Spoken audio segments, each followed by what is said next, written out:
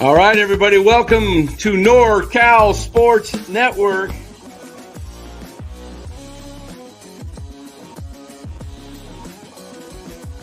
And this is the same hat that Brock Purdy's dad wears.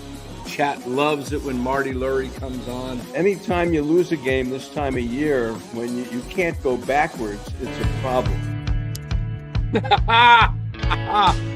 Oh, we're going to have a fun time tonight, aren't we, Kings fans? All right, bring it on. Bring it on, Kings fans. Bad night, Golden State. All right. Night. Light the beam, huh? And without their best player? Yeah. All right, everybody, welcome on in. NorCal Sports Network, the Warriors. I didn't even watch the game. I just saw the box. I was on the post game with Larry for a while in the game, and I saw the score, and then I started watching the Lions. I was watching the Lions-Vikings game, and I saw that it was a rout, and it's bad. But we bring in the man himself, the legend from SAC himself, and the dungeon. Welcome, Frank. What's up, gentlemen? How you guys doing? Good. Yes, sir. Tough game if you're a Warriors fan. You love it if you're from SAC town, right? Absolutely. But I mean, this was not foreign. I don't think to anybody who watches these two teams. I mean, Sacramento Kings have one of the most talented rosters in the NBA, and their biggest challenge was player accountability. It's been that way the whole year. And, you know, they like Doug Christie. I mean, I feel horrible as a player and a coach and as a black male that a team could essentially just sabotage a coach because they didn't like his style, or he didn't like the fact that he was challenging some of those guys. So good win for them. I hope it continues. Doug Christie seems to be a pretty good guy. But chances are at some point he'll hit a fork in the road as well. And this team will have a hard time reaching its full potential. What was your take on it, Lou? I've been saying I just didn't understand why Brown wasn't bringing out these players. And I've been telling the chat for a while, beware of the Kings because they have the talent. They're now 4-0 without Brown. I don't know if it's coincidence. I thought tonight the biggest problem with the Warriors is they got the news earlier today that Kuminga's out possibly 3 weeks. You know, maybe we're going to see how valuable Kuminga really is to the Warriors because even though Curry had a great game, I tell you, this bench, the problem with the Warriors is this. They were getting blown out, and the only person trying to contribute, who I think has been a problem for a while now, I can see him about to explode, was Green. You know, Green hit 1 3-pointer, and then he took 3 more 3-pointers, all bricks. Then he didn't get back on defense, you know. And, you know, the problem is Schroeder tonight, 1 for 7. I mean, I'm just reading some of these things. TJD, who you guys all love, nothing. 0 for 3. Very quiet. You know, Kyle, you know, he was 1 for 2. You know, Buddy Hield, you know, 1 for 5 from 3-pointers. And I keep trying to tell you guys, this team lives and dies by the outside shot. If you take Curry away, not scoring, but his assists to get everybody else involved, this team is very average at best. And without Kuminga and going on a big road trip, it's going to be extremely difficult. Well, I didn't even watch the game, and I can probably tell what happened. That Sabonis made TJD look like a little tiny kid. Am I right? I mean, I think overall the game was it was more of I watched the whole game. It was more of an issue, I think, from the start. The Warriors didn't really have anything going. It was right away, it was a 7-0 lead for SAC. They weren't really getting into their offense. It was a lot of people just running around screens, not shooting anything. It was, last second. It was kind of similar to not the last 3 games, but the games before that, right? So everyone looked really lackadaisical. Really, the only one with energy in the first half, the only 3 players with energy in the first half were Green, Wiggins, and Steph, which isn't good because, you'd expect a lot of these younger guys and guys who haven't been playing that much to come in with a lot more juice, and they did not. And so in the second half, Wiggins looked terrible, and so did Green. He had a temper tantrum, and Again. I think because he was getting bullied by Sabonis. I texted Dan. I was like, they need to make this Vucevic trade tonight because this team, if you're getting bullied by Sabonis, that is not good because Sabonis isn't that. He is a double guy, but Draymond a few years ago would win those matchups, and Sabonis was really bad. I'm sure you remember, Frank, against the Warriors. And I think, Draymond maybe it was maybe a mental thing, more of a physical thing. I don't know what it was, but now that's not an issue at all. Sabonis was totally dominating this game. He was getting so many offensive rebounds and big ones too. The Warriors would go on these runs. They actually cut down the lead to 6 or 4 at one point, which is, for when you're down 20, that's a big significant comeback. Wasn't Fox out tonight too? Yes. Yeah, Fox was out. Which I think they got run. They got boat run tonight without Fox.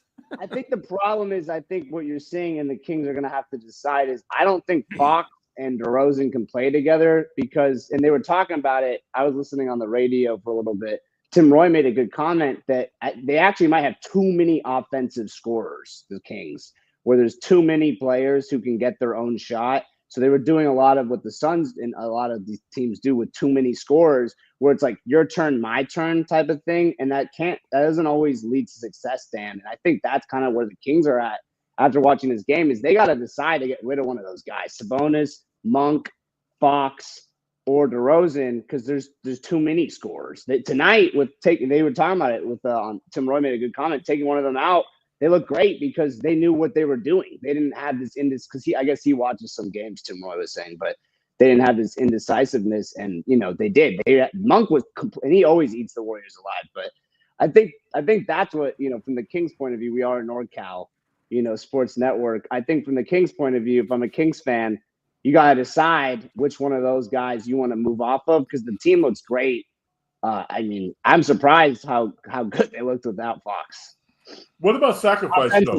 I mean, it isn't like these guys don't know basketball. If you subscribe to my turn, your turn philosophy, you're basically saying you don't want to win. So right. all of these guys are smart enough to, again,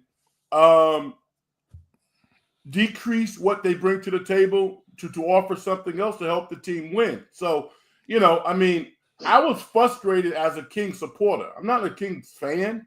I'm a Kings fan. I love their crowd. I love that market, and I support the team. I'm a Warrior fan beyond the Knicks, but it's really about sacrifice and player accountability, and literally being selfless as opposed to being selfish. This is a very talented team. When Kuminga wasn't playing tonight, we all knew the Warriors might be in trouble for a lot of different reasons. He's a great talent, and he's on a roll. And the Warriors don't have the ability, or they won't change their offense on the fly.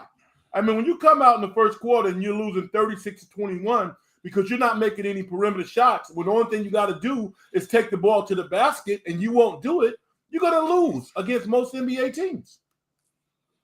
Yeah. And I think go ahead. I think another thing real quick is just about going inside, Frank, and I completely agree, is TJD, when there's somebody like a bruiser, like someone who he doesn't think is like, it doesn't have to be necessarily a shorter guy. Like he's gone against Wemby, Chet, he has no problem going in. But when it's like a bigger kind of guy, I don't know if you've noticed this, he really gets kind of like scared. Like he just doesn't want to take it inside. He won't make these he missed 3 big layups today because I'm gonna give you the word. Runs. I'm giving you the word. He plays timid. Timid. That's a good word. He plays timid. And it's frustrating to me because he's so much better than he played tonight. Now, coaching could be a factor. Because I'm going to tell you right now, all he has to do is this. When he gets the ball, jump and attack the rim with 2 hands. Go for the dunk. Now, he has a deficiency because he doesn't really have a good right hand. He doesn't. But he's explosive.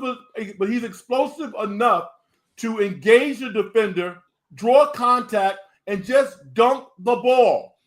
All they're going to do is foul him. Or he can play like Draymond. Your first move is body into the defender to create space and then go up and dunk the ball. He does not create physical interaction with bigger guys. He just appears to be a little timid. And it's unfortunate because he's actually big enough to dominate a lot of these cats. So, you know, I didn't like what I saw tonight. I also think that when he feels comfortable in his position, he doesn't play as hard. He doesn't play like, like he's on fire. He needs to play like he's on fire at all times. Because, I mean, Stephen Curry is not going to berate a guy, but you've seen Steph's kind of like shoulder slug when he gives you a dime right in your mouth and you smoke it, and he runs down court saying, "Damn, I should have shot a 3." Yeah, exactly. That was happening a lot tonight, Frank. I'm sure you saw that. Especially in the third quarter, they went on this run. I think they got to 10 or 12, which obviously it's still a big lead for the Kings, but it's you can feel good about yourself, and then all of a sudden, TJD breaks a layup, Draymond does a dumb pass, and then TJD misses another inside shot. I'm gonna say this, and this might sound pompous as hell, but I'm not pompous. I've just had great coaching. I wish that I was his position coach, because if I was coaching him, I could help him become better. He's improved a tremendous amount, but for him to get to that next level, there's a couple of things from a nuanced perspective that he needs to learn. He doesn't have a right-handed jump hook. He doesn't even have a left-handed jump hook. There is a No, he doesn't. There is a specific technique for shooting a jump hook. You get your feet off the ground and release the ball over your shoulder, right hand, left hand. It's frustrating to watch because, yeah, he's responsible for his play, but I question who's coaching him because I haven't seen anything that goes, okay, that's a teaching point right there. And it's frustrating to me. I look at his game. He's got talent. He doesn't have a right hand at all. He doesn't ever just lay it up. Why not? Yeah, this is you too. I mean, geez. Yeah, and he's 4 years in college. I don't get it. Well, let me ask you. You said you can coach. And I believe coaching can help a guy. But does he have the internal type of makeup? He looks very soft to me. Like he's almost. How do I want to say this? He just appears like a really nice guy. You listen to him talk. He doesn't seem to have that type A personality that it takes to be a tough guy in a tough league. I don't know. I would love to bring it out of him. I would love to give it a shot. You know what I'm saying? Because he's so damn good, and I want to see the Warriors be successful, and I see the talent. So, I don't call players soft. I don't make those personal attacks. I can say, I can say that was a soft move, right? Or that was a timid play. Yeah. I think timid's a good word. I think that's a good word. He plays very timid. He plays like he's afraid of getting the shot rejected. He got a 40-inch vertical. Are you kidding me? Right. I know. He just doesn't go up and just boom. Hey, MM forever. By the way, thanks for the donation. He says, "Go Kings, bye woke." I think he meant dumb nation. No, he meant. Well, I think that's intentional, but he's saying dumb nation, but dumb nation. Okay, he's adding an M in there. Very clever. I'll let you say it all night. Keep giving. Keep sending. And I think another thing about tonight, which I'm kind of worried about, and I was Dan texted me about it, and I was like, oh God, that's not good. Is Kuminga being out for 3 weeks? It really takes away from our bench scoring. The bench tonight, that's what really got us screwed up because, they got it after that 7-0 run. They got it close with the Kings in the first quarter. Then Curry goes out. I think it was like 6 points. Boom, all of a sudden it's 15. And, without Kuminga on the bench, when Hield's not making his shots, which is like most of the time now, they have no offense, and it was really bad out there. And I think they were talking about maybe waiting for the next couple weeks to see how the team looks before making a trade. I think if Kuminga's out 3 weeks, I don't think you can wait 3 weeks anymore. I think you got to make this trade for a Vucevic, or I think you need Vucevic now, actually, because he's a scorer and he can get you what we talked about with some size and some rebounding. You don't believe Kurt, right? You don't believe him, though, right? I mean, huh? come on. I said you don't believe Kurt, do you? Oh no, I don't. Yeah, I mean, I think listen. he's saying that. I remember they said they weren't going to trade Jordan Poole, and they thought he was like great for their future. And 2 days later, they traded Jordan Poole. So yeah, no, I think it's all PR nonsense. No, I don't believe him. I'm just saying that I hope that if that was even somewhat in their thought process, I hope that this Kuminga injury totally takes it out, because you saw today the team couldn't even score 100 points. Without Kuminga's 20 points, this team has very little offense. I mean, but you have to adjust, though. Right. I mean, I watched the second half. I didn't watch the first half. I was on with Dan on the show. Yeah, but here's the thing: Larry Brown, the great Larry Brown, one of the greatest coaches in the history of basketball. Right. Larry Brown literally had like 5 to 7 different offenses. Now I know this is 2024, but you have to be able to adjust and make changes based off your personnel. As great as Kerr was last night when guys are making shots, you got no Kuminga. Schroeder can't run this offense. If you were teaching a kid how to shoot a basketball, you would say, Dennis Schroeder, don't shoot like that. Well, I think he can run the offense when it's pick and roll the way he wants it, but he can't run it with Steph. I think when Steph's on the floor, it looks really clunky. When he's solo and he can just dribble, he looked good. Like last night when Steph wasn't playing, I thought going Dennis to the basket. Good. Yeah, that's why. Yeah, that's what I'm saying. He can do that all the time. But in this Princeton Northern offense, most of the time he's beyond the 3-point line. Which isn't good, yeah. No, Kerr's got to adjust. Yes. Weren't you saying that yet? You were saying that yesterday, Frank, about how he needed. Yeah, I saw that. It's funny you mentioned that. The whole game, it wasn't just the second half, so you didn't even need to see the first half.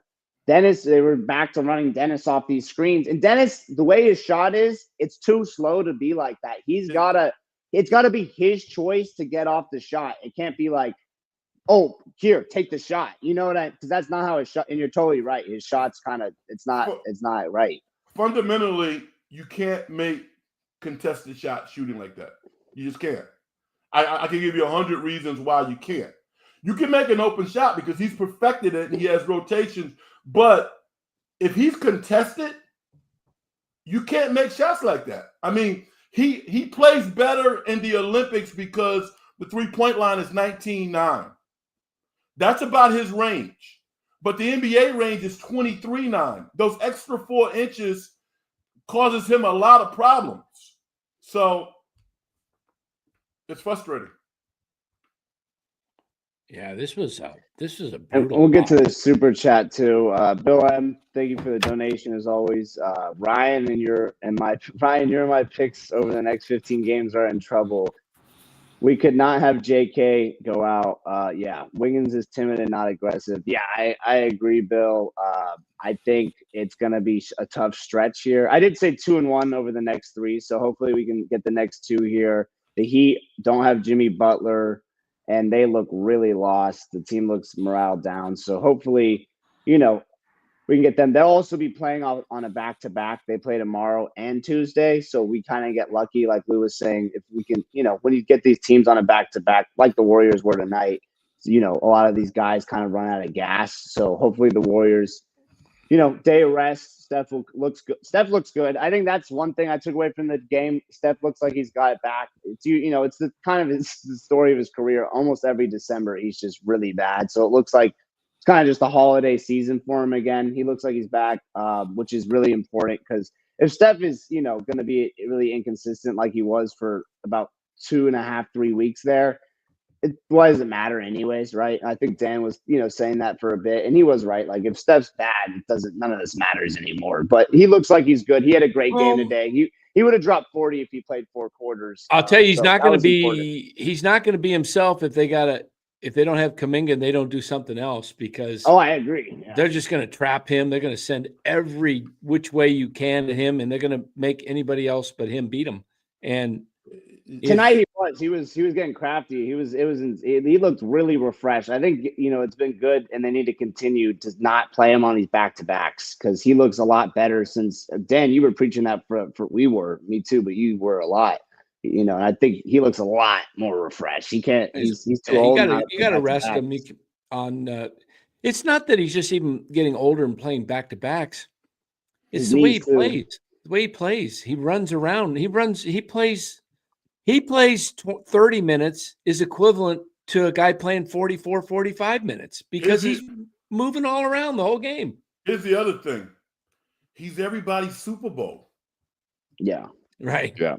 He's everybody's Super Bowl. Every defender, especially. Yeah, I mean, it's hard. He's 6'3". What's his name? Curta? What's his name? Kid from Maryland, Schroeder. Schroeder. Not Schroeder. On Sacramento. Curta. The guard. Yeah. Herder. Red Rocket. Herder. Yep. Yo, that dude is 6'7". Yep. He is 6'7", and he has his ups and downs, but that dude is talented. I mean, Sacramento, listen, they should look at themselves in the mirror, okay? That is a talented team.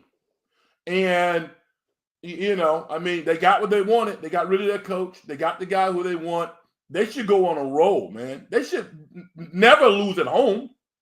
As talented as they are, never. All those guys are young. They're energy players. The Warriors are an older team. And I just say, people going to start talking about it. The Buddy Hield trade has been a disaster. Buddy Hield does not look good. The standings, we'll pull up the standings real quick. Doesn't change much. We swapped with the Spurs, but same record. That's just, doesn't really matter. 2 out again. We got it back to 1.5, but 2 now. So from the nice 5-6 which is where you want to be, and you want to be out of the play. He took it to Boston tonight. Yeah. But Boston hasn't looked the same this year. I think don't they have 11 or 12 losses now, Dan? How many do they have? Maybe 10? Let me see. I think they had at least 10. Let me look here. Maybe that was their 10th loss. That was their 10th loss. Yeah. 26-10. Yeah. Not quite as good as the last couple of years for Boston. Yeah. Can the Warriors win on Tuesday? What do you think? I think the biggest problem with the Warriors is 2 days ago, we said Steph's not going to play back-to-back. He has to play back-to-back. How can you give him a day off without Kuminga?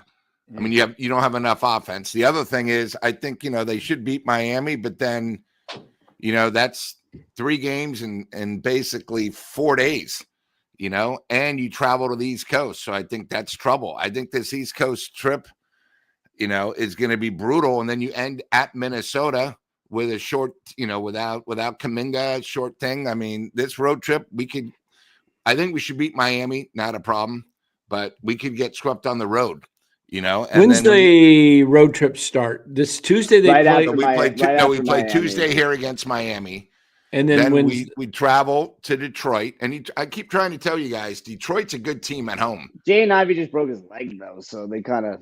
They're still that's good. A big loss. They still got one of the biggest. They're still great at home. We saw about Indiana. They came here and beat us, and they're a lot different at home. Right. Then they go to Toronto. Toronto is a good home team. They just can't do anything on the road. They're trying to lose, though. They got six wins. Well, we lose to Toronto, and then we go to Minnesota. So if we lose to Toronto. I think it's gotten to a point now where the Warriors. Boy, I know you guys are sweating with your big $44, but I'd get worried. I think they got to make a move because if you guys remember, after this road trip, they have Washington they could beat. They have the Celtics at home. They won't beat them. They go to Sacramento. They still have a very, very tough schedule. It's almost like they're striving. 3 weeks, say 4 weeks. Are they going to be okay? They're going to just try to stay around 500 to the All-Star break? I think it's too long to wait. And I think really the pressure's on Dunleavy. And we don't even know when they say it's going to be 3 weeks on Kuminga.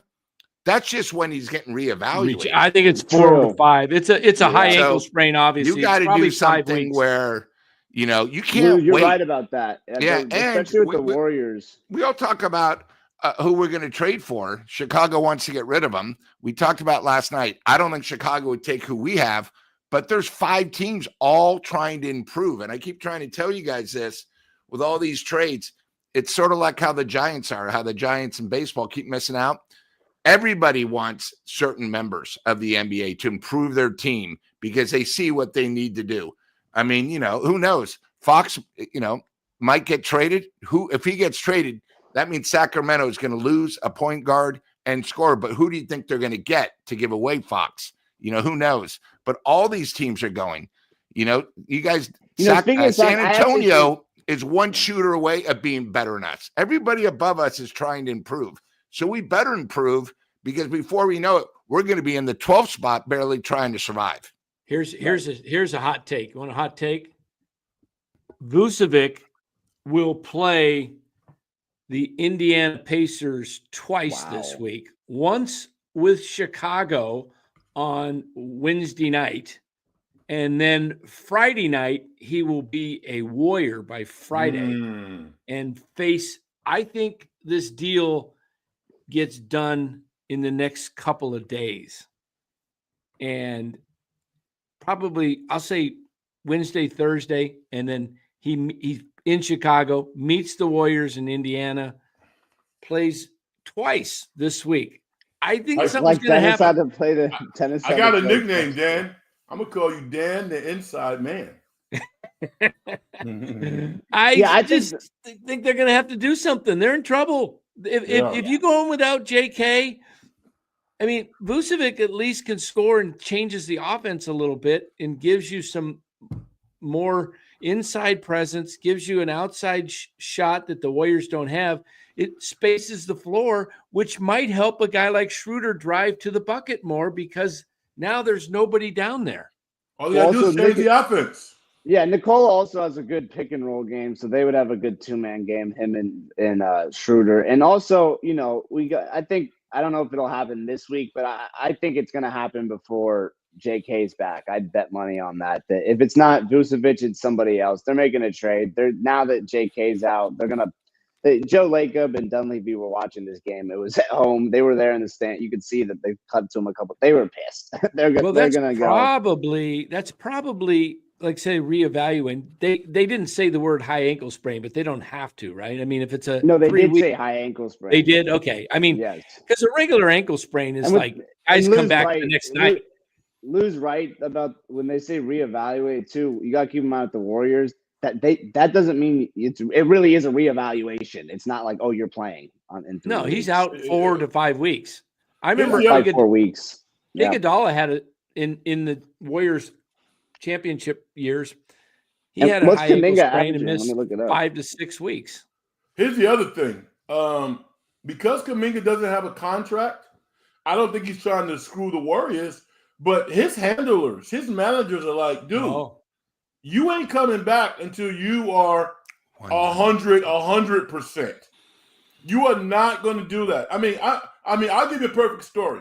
A kid who he's not a kid, a guy who I know, who I actually trained a couple of times. You guys remember Leon Poe? Oh yeah, from Cal. Yeah. Okay.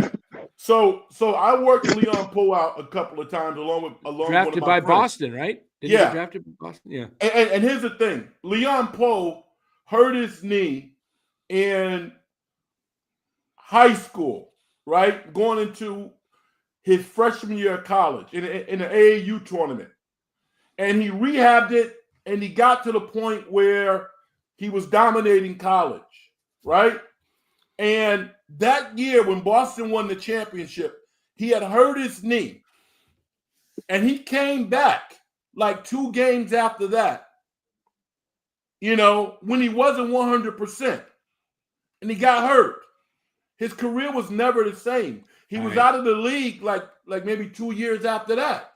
Right. And he never really got that monster payday. And whenever an athlete gets hurt, I'm the last one to say, oh, you got to come back now. Unless the money's on the table, unless the money's in the bank. Kuminga doesn't have that situation. So his managers and the Warriors organization, who I think is a class organization, everybody owes it to him to make sure that he is 100%. And I think that the Warriors will do a good job. But that is an issue. Dang, that's rough. That's rough. Yeah. Hey, Frank. Sorry, Dan. I just wanted to bring up one thing. Is Kuminga was our catalyst coming off the bench. Okay. Coming off the bench, he was the man. He would score, 20 to 25 points. If you look at the Warriors roster, someone needs to replace that scoring and leadership when they bring the subs in.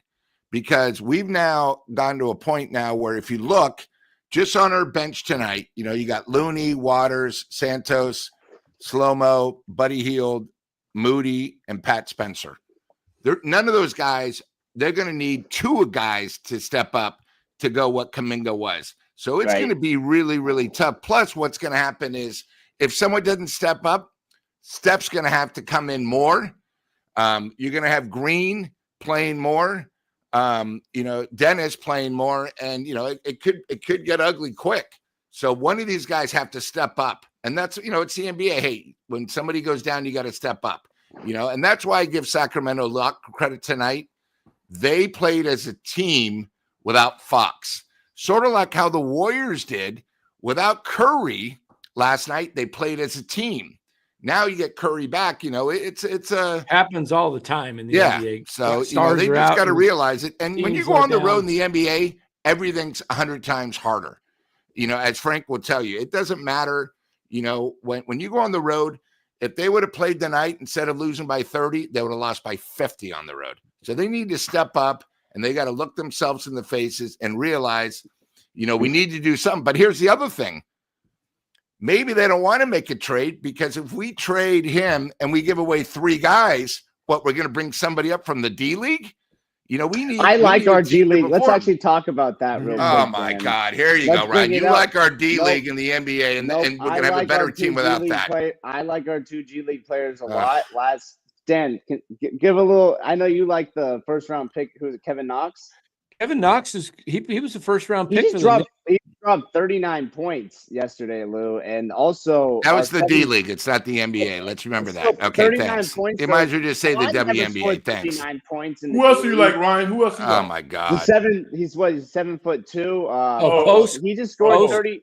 He just had 30. He's been having a bunch of double games. I saw him in the NBA game recently. He can get you some boards. I don't mind bringing those two guys up if you got to trade a Pods and you got to trade a Gary Payton and a Looney, because I think Post is better than Looney at this age. Honestly, just because he's maybe not, obviously he's not going to be in the right spots like Looney is, but I think he can give you the same amount of minutes as Looney and probably more offense. So I think they'll kind of, the defense will negate. And then I really think Knox, can do for you what Pods can, because I don't really think Pods needs that many minutes. So Knox shouldn't get that many minutes either. So I think it'd be fine because the guys I want to trade, and Dan can pull up the trade right now and we can show everyone watching, they're not even playing. It's like Gary Payton, Looney. Who else were we going to trade? Pods, right? It was Gary Payton, Looney, and Pods was the trade, right, Dan? Knox is on a two-way? Is Knox on a two-way? Yeah. Okay. You can make any two-way a regular. Knox can be an NBA player. He can be a reserve. Don't you? What do you think about Knox and Post, Frank? I'd like to hear what you think about those two guys. I mean, I watched the G League game, and Post just shoots too many threes for me, man. Yeah, I'm like, come on, dude. Listen, you're playing against little guys. Go inside and dominate. If you want to play at the high post to transition the ball from the left to the right, or if you want to take advantage of your quickness and drive past the guy and get to the basket, fine. But I don't want to see you shooting more than, say, three-pointers a game. Because you're not that great a three-point shooter. You don't shoot 40% from three.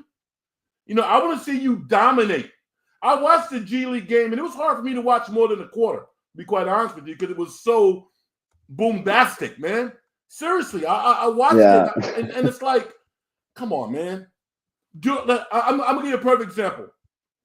It's what my coaches told me. Do what you're going to do in practice. And that's what the G League is. What you're going to do in the game. You're not going to play that way with the Warriors. You're not going to come up and be like a go-to offensive guy shooting. They need you to play defense and rebound and make free throws. That's it. That's the gig. You want the gig? That's what it is. So it's frustrating because that dude is big. He's burly. He's an oak tree down there, man. But he doesn't play that way. Absolutely. Zach Edey plays that way. Right.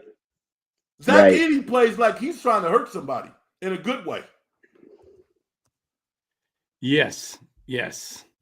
So, hey, guys, we are about to get out of here. But before we do, I want you to guys go over. Frank's going to be starting a show in about 7 minutes. Oh, yeah. And there it is.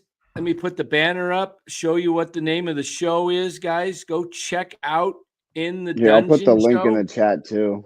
I appreciate you, brothers, man. at 9 o'clock. Frank, what's tonight's topic beside movies? Is it just about the Niners? Thank God the season's over. The Warriors problem. You might have to leave and join them. I'll give it a rundown. I'm going to take a look at some of the playoff matchups in the NFL. I'm going to talk about some highlights of the NFL. As you guys know, I've been a big Bryce Young fan for a long time. The way that he's resurrected his career has been outstanding. Baker Mayfield is that dude, man. I mean, to see how he's dealt with adversity, I want to talk about Baker. I think they got a legit chance to win a playoff game. Saquon Barkley's humility and selflessness is something to talk about. There's also noise out there that Shedeur Sanders doesn't have a first-round grade. So, I mean, that's an interesting topic as well. So that I got some things that I want to voice to the listeners out there. I'm actually going to come on at 9:05 because I need a little extra time. So 9:05, 9:10, be on the lookout. All right, guys, go check out Frank's show In the Dungeon, 9:05, 9:10 tonight. Yep. You can find him on YouTube. The link is in the chat as well. We will be back tomorrow night, guys. Just real quick game predictions, and then we can predictions of what? Heat. Who you guys got winning? I got who cares?